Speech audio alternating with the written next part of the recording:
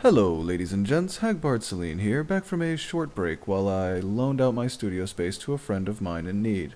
I hope you are all well and prepared for another year of fun. I have before me today an older video from BuzzFeedYellow, wherein a handful of women of various ages essentially admit to the 18th and 19th century Freudian notion of penis envy, the psychological root for most of this anger and jealousy displayed by those within the feminist movement. Its original title was Things Men Do That Make Women Secretly Jealous, to which I respond, it's no secret, ladies. The link will be below as always. Enjoy. I feel like boys can buy one shirt and one pair of pants that fit, and then buy multiples of those, and then just wear that same outfit every day until they die. And nobody says anything about it. I feel like that says more about the social perception of men's physical attractiveness and sexuality than anything else.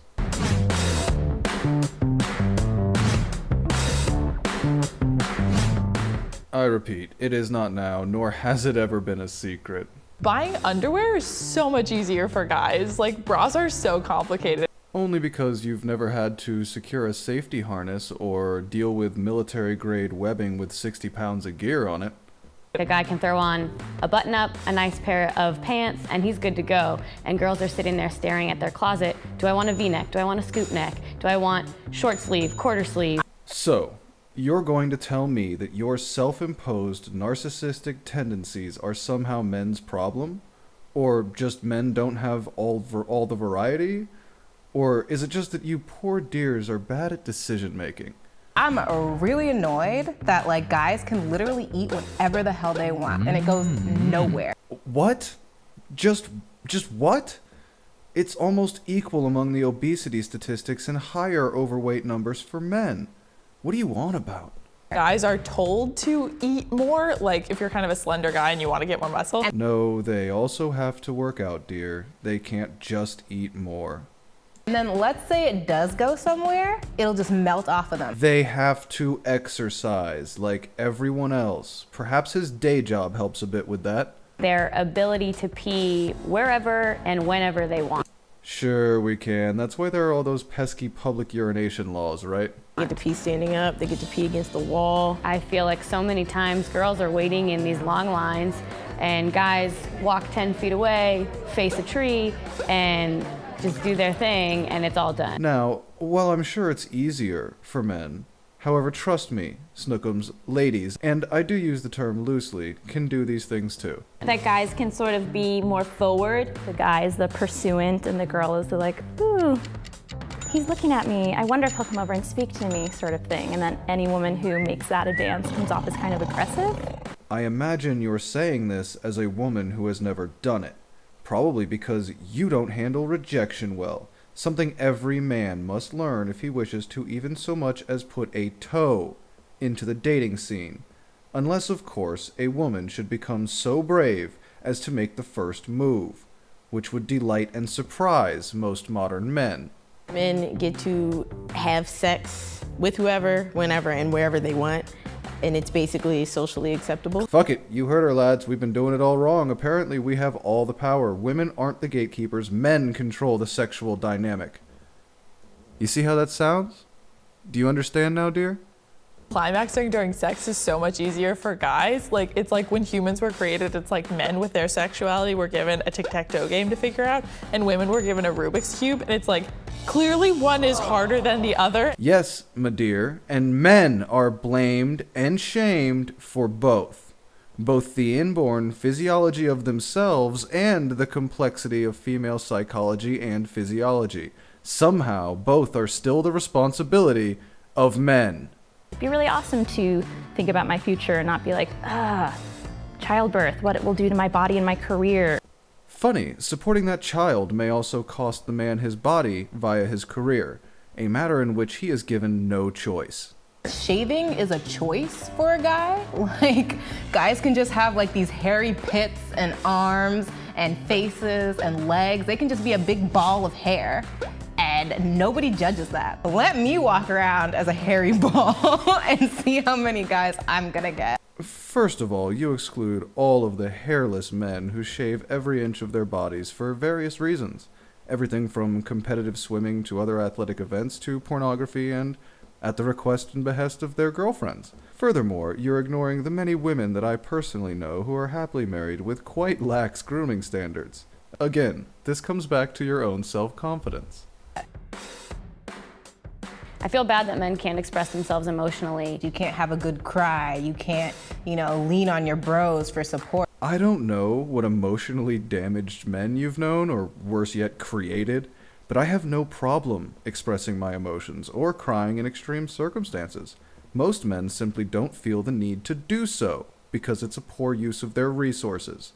Men tend to be problem solvers. That's how we express ourselves. They can't explore fashion as much as they want to because they're told that's too girly. That female stereotype about being obsessed with fashion is certainly showing in this video, dear.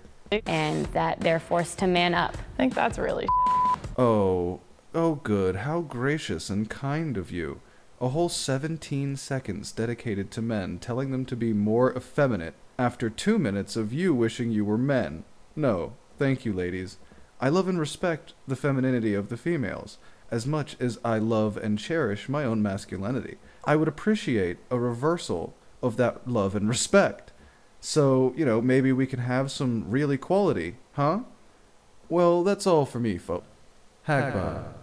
Fuck up. Who authorized you to turn that webcam on? You did, during the update. That was for emergencies. This is an emergency. You sitting here amusing the audience by mocking airheads is all well and good, but have you considered the bigger picture? I know you've been avoiding it, sir. Give me a rundown, fuck up. Where to begin? Should we start with the disinformation and sweeping rhetoric increasing racial tensions in America, whether it be Black Lives Matter, Blackout Campus, or Ms. U? Oh, do you mean those duplicitous people playing useful idiots against well-meaning citizens to increase the racial tensions to levels not witnessed since the Civil Rights Movement? All using misguided, misinformed ideologies? No, can we pass for now? Of course. My findings show many more issues. Shall we find some news reports on the migrant crisis in Europe? What's to be said? Nothing I say is liable to slow the persistent cultural suicide of the left, nor prepare Europe for the coming backlash from the right. I hope they wake up and see reason, I do. And I'll keep screaming into the void for it to be so. But it will come down to the people in each of those nations directly affected. Fine, Hagbard. Since we've touched on it, shall we discuss the cultural ideology which has spread in the West, leading it down this path? The Western Institutes of Higher Learning, and how they've fared. How PC is affecting free speech. The exception is because other people have rights too, not just you. Walk away. Walk away. He doesn't deserve to be listened to. He doesn't deserve to be listened to. To create an unsafe space here for I all. did not- Stay quiet. For all Stillman students. You understand that? As your position as master, it is your job to create a place of comfort and home for the students that live in Silliman. You have not done that. By sending out that email, that goes against your position as master. Do you understand that? Then No, I don't agree with that. Then why the fuck did you accept the position? Because Who I the have fuck hired you? I have a different You vision should than you. step down! If that is what you think about being a master, you should step down! It is not about creating an intellectual space! It is not! Do you understand that? It's about creating a home here!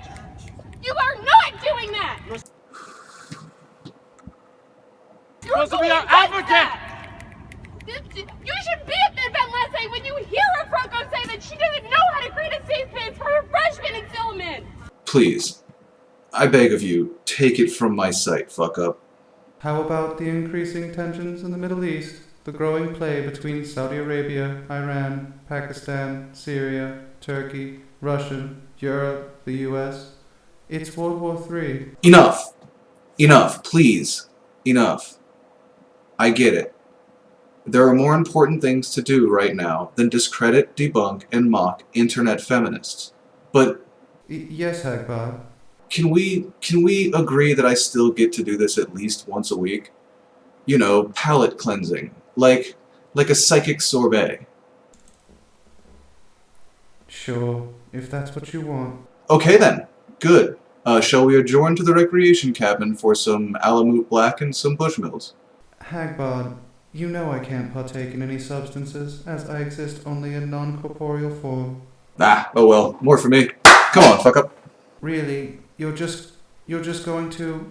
I mean... Well, I'll go try and rein him back in. I hope you've enjoyed, and I'll make sure he's back on Wednesday. Now, how do I gotta... Is it through this node or... Here. Now, to the left. Got it. Got it. Sorry, folks. New wiring. Still learning. Out there.